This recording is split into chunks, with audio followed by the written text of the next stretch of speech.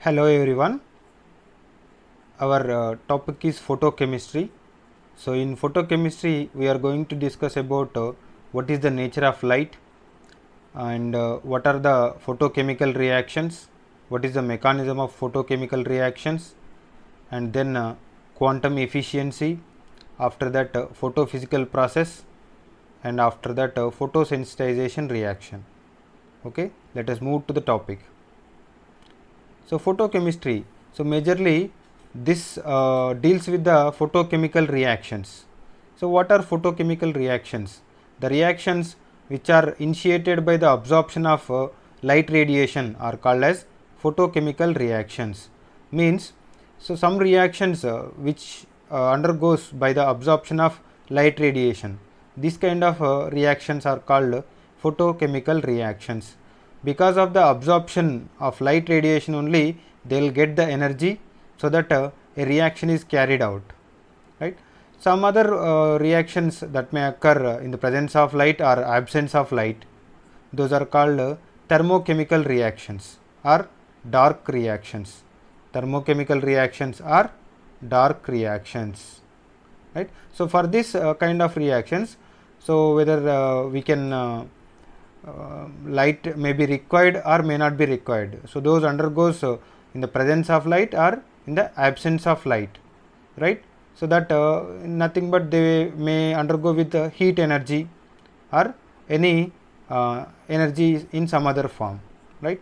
So majorly the photochemical reactions, in the photochemical reactions the light absorbed is UV light, so that is from 2000 to 3800 angstroms, and visible light that is 3800 to 8000 angstroms.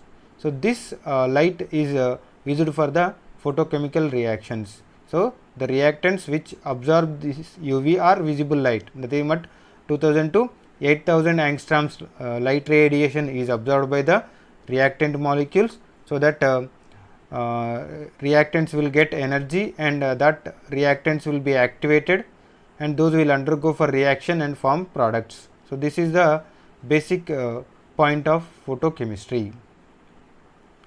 So here we'll be seeing the differences between photochemical reactions and thermochemical reactions or dark reactions. So photochemical reactions occurs through the absorption of light radiation, right. So without light these reactions will not process, right.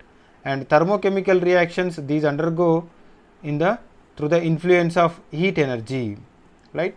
So whenever the heat energy is there, so that the reactant molecules takes the heat energy and undergoes for the reaction and form products, right. So here in the photochemical reactions, the first step, the initial step is photochemical step, that is nothing but um, absorption of radiation of light, and then the remaining other reactions will carried are dark reactions, right. The first step only is the photochemical step, remaining succeeding steps are dark reaction steps, remaining succeeding reactions are dark reaction steps. In the thermochemical reactions, all the steps are dark reactions, So here in photochemical reactions, energy is available through the absorption of light radiation. For this reactants will get the energy from the light radiation, and here the energy is available through the collisions between the molecules in thermochemical reactions. In the thermochemical reactions, molecules or the reactants will get the energy through the collisions in between the molecules. And in photochemical reactions, specified molecule absorbs the light radiation. Means, for example, 2 to 3 different reactants are there which are undergoing for photochemical reactions. Only one reactant molecule absorb the light radiation and it will be activated, and that will react with the remaining molecules, and the reaction will proceed, right. Means that particular molecule only absorbs the light radiation, not all the molecules, right. This is the selectivity of photochemical reaction, right? In thermochemical reactions we cannot find this kind of selectivity. This kind of selectivity is not possible in thermochemical reactions. These are the differences between the photochemical reactions and the thermochemical reactions, right? So for a spontaneous thermochemical reaction, the delta G, the change in Gibbs free energy, would be negative, right? So this was there in thermodynamics topic. For spontaneous thermochemical reactions, the change in Gibbs free energy is negative, but in the case of spontaneous photochemical reactions, the change in Gibbs free energy may be positive or may be negative, may be positive or may be negative. These are the points of thermochemical reaction and photochemical reactions. The next one is nature of light. So here light is a combination of different kind of electromagnetic waves or radiations, right? In that different kind of radiations are there, and here in the light there are two fields are there. One is electric field and magnetic field, and the direction of electric field to the magnetic field is perpendicular. So these two means electric field and magnetic field directions are perpendicular to each other in the electromagnetic radiations, right? So the velocity of light is c, that is equals to 3 into 10 to the power of 8 meter per second, or 3 into 10 to the power of 10 centimeter per second. This is the velocity of the light, electromagnetic radiation. So here just observe a light is consisting of different kind of radiations. So those are cosmic rays, X-rays, cosmic rays, gamma rays, X-rays, UV rays, visible rays, IR, micro, radio, right? So here the high from the top to bottom. So from the top to bottom, the first one is cosmic rays, gamma rays, X-rays, UV rays, visible. Visible is consisting of this VIBGR, that is violet, indigo, blue, green, yellow, orange, red, and then infrared radiation, after that microwaves, after that radio waves. So this is the energy order of light different kind of radiations which are there in the light. So from top to bottom, if we are observing, the energy is decreasing and the lambda is increases. The wavelength is increasing and energy is decreasing, that is wave number, frequency, energy decreases. So highest energy rays are cosmic rays, lowest energy rays are radio waves, right? So here from top to bottom, the lambda increases and other frequency, wave number and energy decreases. So here this when you if you observe visible light, so visible light is consisting of these 7 radiations, that is violet, indigo, blue, green, yellow, orange, red. So in this, the first one is violet is highest energy radiation, that wavelength is 3800 angstroms. The red is lowest energy radiation, that wavelength is 7600 angstroms. This is what about the electromagnetic waves which are present in the light and their energy order and their wavelength order. Now wave parameters. So what are the different kind of parameters for the wave? That is, the first one is wavelength. So what is wavelength? Wavelength is the distance between two successive points which are in same phase. So it is the distance between two successive points which are in the same phase. Just observe this wave. So here this point and this point are in same phase. So here the distance between these 2 points, or the distance between these 2 points, or the distance between any two successive points. For example, just observe this distance also is wavelength, because these two are the successive points which are in same phase, right?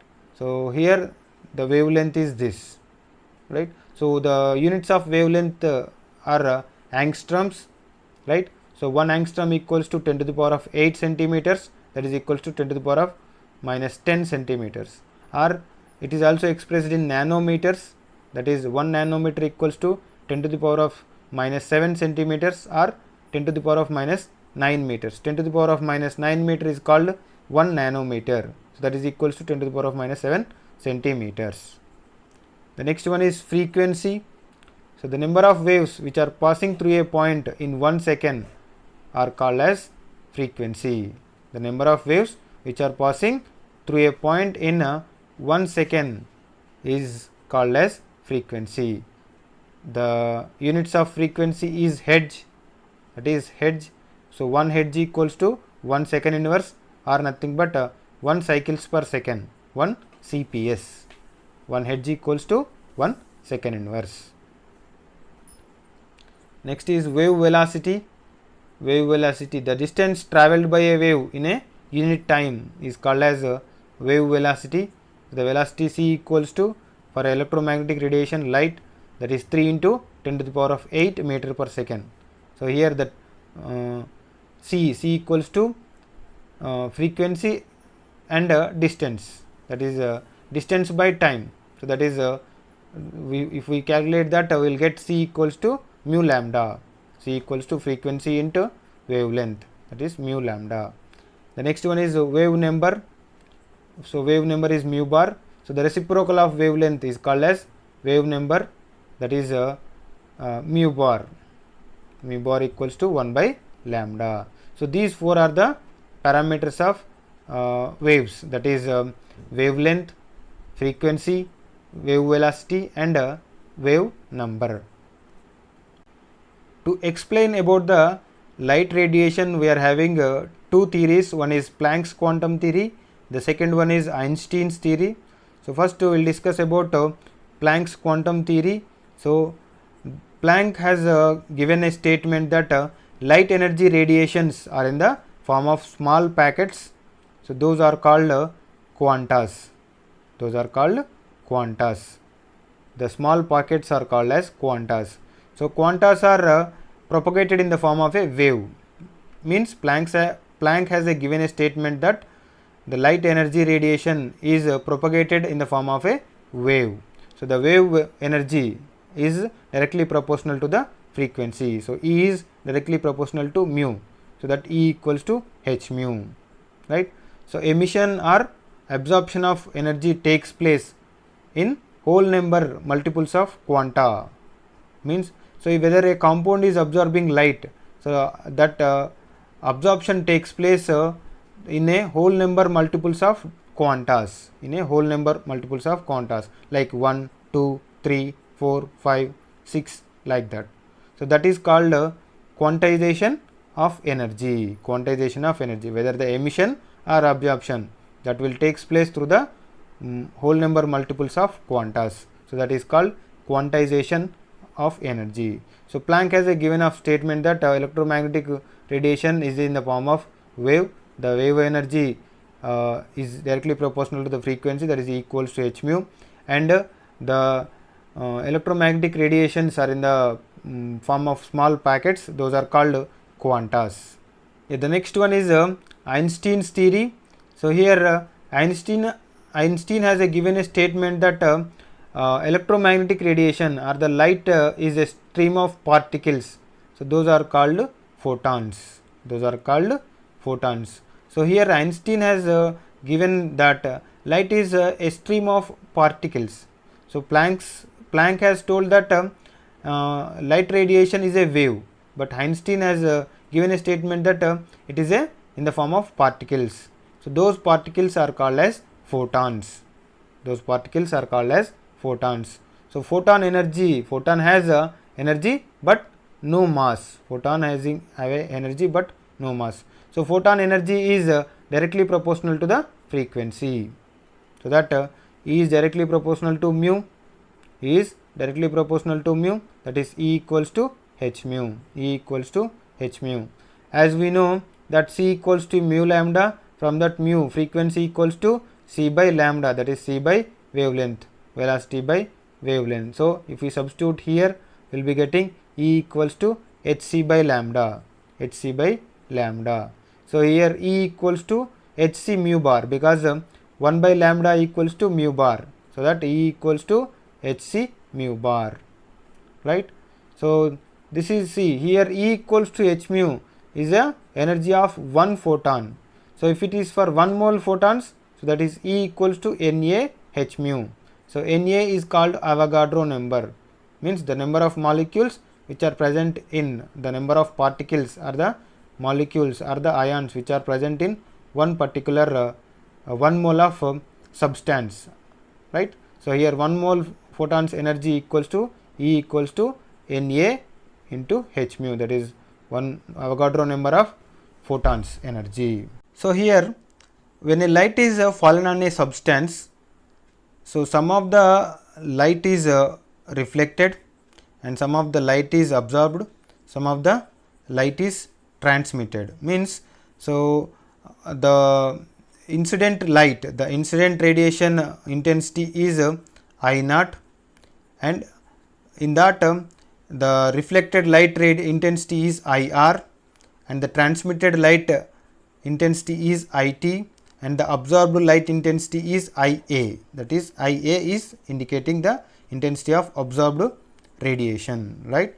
So here the incident light is that is I naught, some of the light radiation is reflected, that is IR, some is transmitted, that is IT, some is absorbed, that is IA. So here the intensity of incident light, that is I naught equals to IR, IT plus and IA. For photochemical reactions, the reflected light intensity is very negligible, so that IR is equals to 0, so that I naught incident light intensity equals to IT plus IA, that is transmitted light plus absorbed light. So from here the light intensity absorption IA equals to I naught minus IT, incident intensity minus transmitted light intensity. The next one is transmittance. So what is transmittance? The ratio between the intensity of transmitted light and the incident light is called as transmittance. Next one is absorbance. So absorbance A equals to negative logarithm of transmittance. Okay, negative logarithm of transmittance is called as absorbance. So that is equals to minus log of IT by I naught.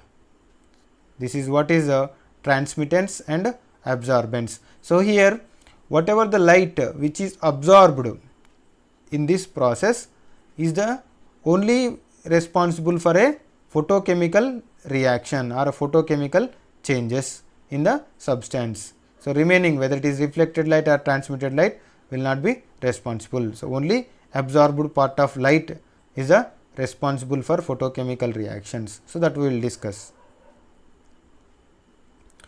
Now the mechanism of photochemical reactions. So here photochemical reactions generally carried through the two processes. So one is a primary process, the second one is a secondary process, right. First one is a primary process. So in primary process the absorption of light radiation takes place. Absorption of light radiation takes place in the primary process, right. So what happens when a compound or when a molecule absorbs light? So it will undergo for excitation, so that it forms a excited molecule. It forms a excited molecule. So those are called active species. Active species. So those are excited molecules or atoms or free radicals may be formed. So because of the absorption of light radiation, the molecules would be activated, and those will be as a excited molecules or atoms or a free radicals are formed, right. So this is the primary process. So here absorption of light radiation takes place in the primary process only. Now the secondary process. So in the secondary process, whatever the reaction which is started in primary process will carried out here in the secondary process, right. So the following reactions may take place in the secondary process. The first one is whatever the active species which are formed in which are formed through the absorption of light, they may undergo for reaction, so that they can form a final product. Or active species which may be partially or completely undergoing for deactivation, and so that there is no chemical reaction. That is called photophysical process. So in this what will happen? So that A has gone for excitation and got will be getting a excited molecule, that is A star, that is activated molecule. So this will deactivated, so that it is again converted into A. Whatever the energy which is absorbed by the molecule, so that that will give the energy and it will be deactivated as a reactant molecule.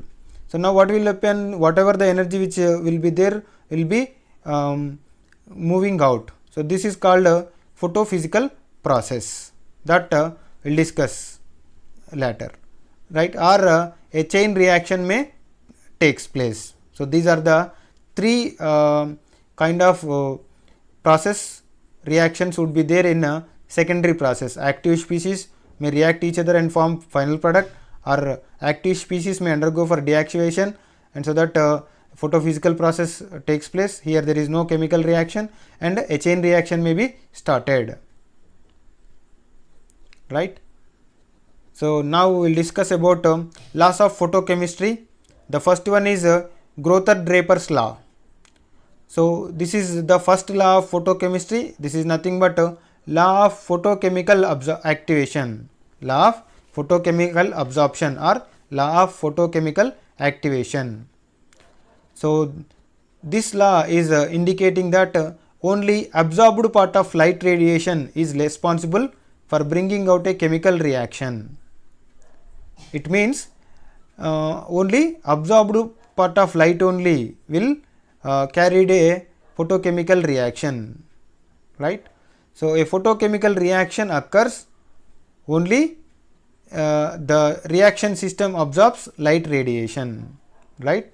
So if for example a photochemical reaction is occurring, so that means the reactant molecules are already absorbed the light radiation.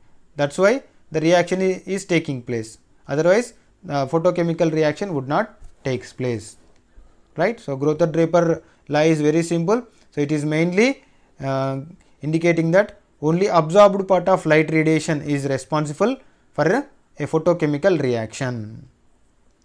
So right, observe here, if a substance absorbs light radiation, a photochemical reaction may or may not takes place, right?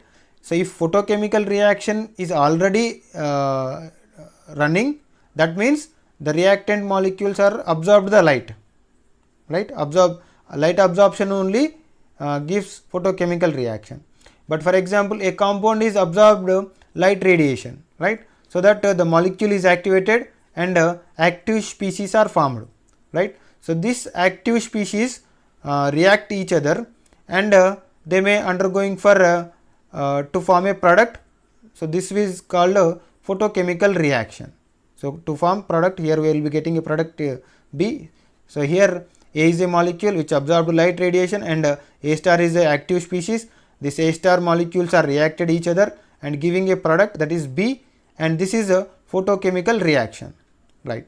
So in some cases this A star will, by losing the energy, that it is deactivated and again it forms A, again it forms A.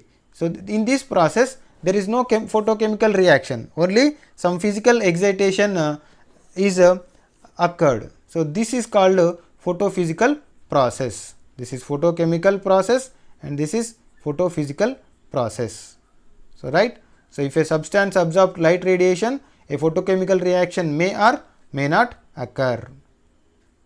So this is what about Grother-Draper's law.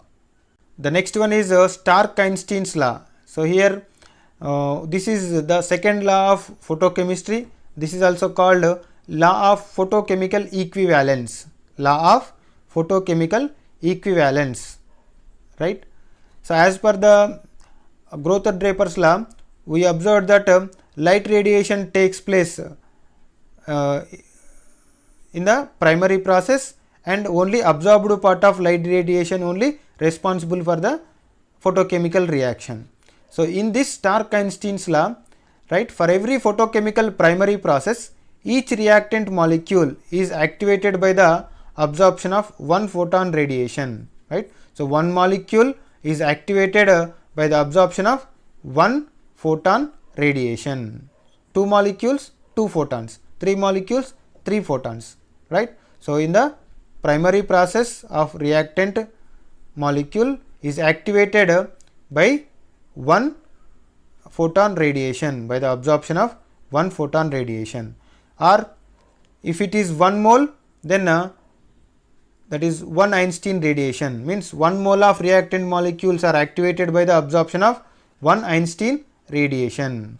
So this is called photochemical equivalence. So because molecules are activated by the absorption of its equal number of photon radiation, or number of moles of reactants are activated by the absorption of number of moles of Einstein's radiation absorption, right? So this law is applicable for only primary process only, because we have discussed that in primary and secondary process, light absorption takes place in primary process, and in the secondary process whatever the active species which are formed in the primary process will undergo for different kind of reactions in secondary process. In secondary process there is no light radiation. So means, so this photochemical equivalence law is applicable for only primary process. So one molecule is activated by the absorption of one photon energy, or 10 molecules are activated by the absorption of 10 photons energy, or 1 mole of reactant molecules are activated by the absorption of 1 Einstein energy, 10 moles 10 Einsteins, 50 moles 50 Einsteins. So this is what is the Stark-Einstein's law, that is nothing but law of photochemical equivalence. So here we are telling that 1 mole of reactant molecules are activated by the absorption of 1 Einstein's energy. So here what is 1 Einstein energy? See, just observe here, one molecule activated by 1 photon radiation. So 1 mole molecule or reactant molecule activated by 1 Einstein. So 1 Einstein means, so 1 mole of photons. So 1 mole of photons. So 1 Einstein is equals to the energy of 1 mole photons. So here 1 Einstein equals to, so as we know 1 photon energy equals to h mu. So 1 mole photons means Na into h mu. So that is equals to as we know that C equals to mu lambda, from that mu equals to C by lambda. So that is 1 Einstein equals to Na hc by lambda, right? So if, so we are calculating the 1 Einstein value here. So as lambda is expressed in centimeters, right? So 1 Einstein equals to 6. This is Na h mu, right? So Na is Avogadro number, that is the value is 6.023 into 10 to the power of 23, and h is Planck's constant, so that is 6.62 pi into 10 to the power of minus 27 erg second, and C is velocity of light, so that is 3 into 10 to the power of 10 centimeter per second. So while by substituting all these values, so here the lambda value should be expressed in centimeters, okay. So by calculating all things, we will be getting that is equals to 119.7 into 10 to the power of 6 by lambda erg per mole. So that is equals to 11.97 into 10 to the power of 7 by lambda, which is in centimeters, that is erg per mole. This is 1 Einstein energy in ergs, okay. So 1 Einstein equals to 11.97 into 10 to the power of 7 by lambda in centimeters erg per mole, or if we are writing that value, same value in joules, that is equals to 1 Einstein equals to 11.97 by lambda in centimeters, that is joule per mole, because as we know 1 joule equals to 10 to the power of 7 ergs, right. So the same thing in kilojoules. So kilojoules, this is 11.97 into 10 to the power of minus 3 by lambda kilojoule per mole. So if we are writing this 1 Einstein energy value is in calories, so that is 1 E equals to 2.86 by lambda in centimeter calorie per mole, because when joules are converted into calories, we have to divide that value by 4.184, right. So if we are dividing this 11.97 with 4.184, we will get 2.86. So that is 1 E equals to 11.97 into 10 to the power of 7 by lambda erg per mole, or 11.97 by lambda joule per mole, and or 2.86 by lambda calorie per mole. So these are the one Einstein value. So where lambda is expressed in centimeters. So now just we'll take one calculation for one Einstein energy, right? So here, so for example, taking a violet radiation, the lambda, that is the wavelength, equals to 2000 angstroms, right? So that is equals to lambda equals to 2000 into 10 to the power of minus 8 centimeters. So that is equals to right. So here 1 E, 1 Einstein energy in joules, that is equals to 11.97 by lambda in centimeters. So that's what lambda value is 2000 into 10 to the power of minus 8 centimeters, that is joule per mole, right? So here lambda 1 E equals to 11.97 by 2 into 10 to the power of minus 5. So this is 2000 into 10 to the power of minus 8. So as 3 zeros are there, so we can write that is 2 into 10 to the power of minus 5. So if we divide this, we'll be getting that is 5.984, as 10 power minus 5 is denominator. If it is comes on numerator, that will be 10 power 5, and then this 5.984 is converted into 598.4 into 10 to the power of 3.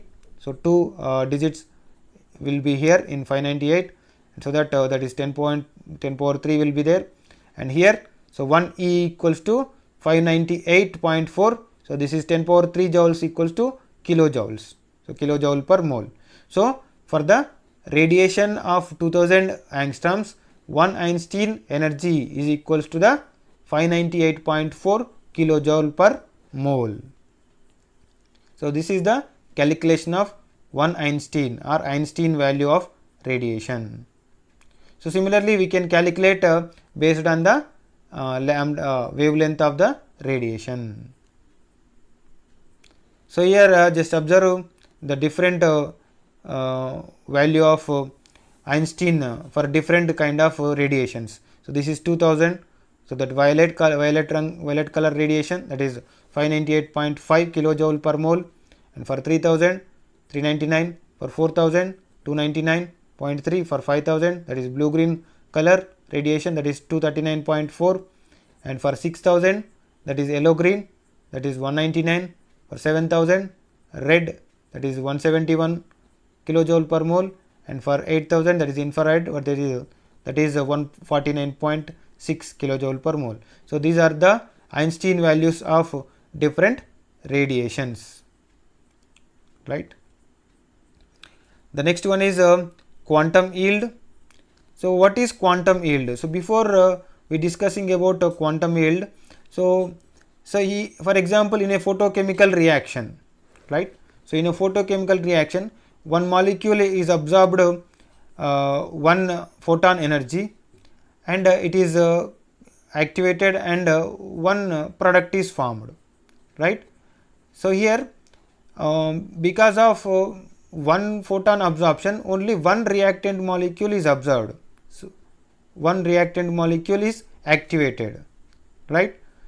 So in this the yield is only 1, because for 1 photon one reactant molecule is activated. For example, by absorption of 1 photon, 20 molecules are activated, so that 20 molecules of product would be formed. It means, so because of 1 photon absorption, there are 20 molecules of reactants are activated. So here the efficiency is 20, right? So here what is the quantum yield? So the quantum yield equals to number of molecules of reactant reacted or decomposed in given time by number of photons absorbed. So number of molecules are activated or dissociated in a given time by number of photons absorbed, or number of moles of reactants are reacted or activated by number of Einsteins observed, because whenever we are getting a molecule, that is photon, whenever we are getting a moles, that is Einsteins, because Stark Einstein's law we have discussed, one molecule is activated by absorption of 1 photon, and 1 mole of molecules are activated by 1 Einstein's energy absorption, right? So here number of molecules, number of photons, number of moles, number of Einsteins, or quantum yield equals to, that is rate of reaction by number of Einsteins absorbed, number of Einsteins absorbed. So this is what is quantum yield or quantum efficiency, means by the absorption of how many protons or how many photons or Einsteins are absorbed, how much of reactant is reacted or undergoing for the reaction. So this is what is the explained by quantum yield or quantum efficiency. So that is number of molecules by number of photons, or number of moles of reactants by number of Einsteins, or nothing but rate of reaction by number of Einsteins absorbed. So here, as we know that for every photochemical primary process, the efficiency, the quantum efficiency is always equals to 1, because in the primary process one molecule is activated by the absorption of 1 photon energy, or 1 mole molecules are activated by the absorption of 1 Einstein energy, right? So this was given by Stark-Einstein law. So it says that automatically, right? So one molecule is activated by 1 photon. So that means 1 by 1, that is equals to efficiency is 1. So means for the photochemical primary process, the quantum efficiency is always 1, right? For overall reaction, so whatever the reaction is carried out in primary process will undergo for further reaction in secondary process, right? So for overall reaction, it may not be 1, or it may be more than 1 or less than 1. So that depends upon the reactions which are occurring in the secondary process, right? So that means quantum efficiency is giving the information about secondary process. Secondary process. So here mechanism of photochemical reactions. So every photochemical reaction is having majorly having 3 steps. One is chain initiation. So in this this is primary process. So in this only light absorption takes place, so that active species or activated reactant molecules are formed. The next one is chain propagation, and then chain termination. So these two are in secondary process. So whatever the active species formed in initiation step will undergo with reaction of other reactant molecules, and that is chain propagation, and lastly chain termination. So here the reaction would be stopped in last step. So these are the major steps are there in the photochemical reactions: chain initiation, chain propagation, chain termination.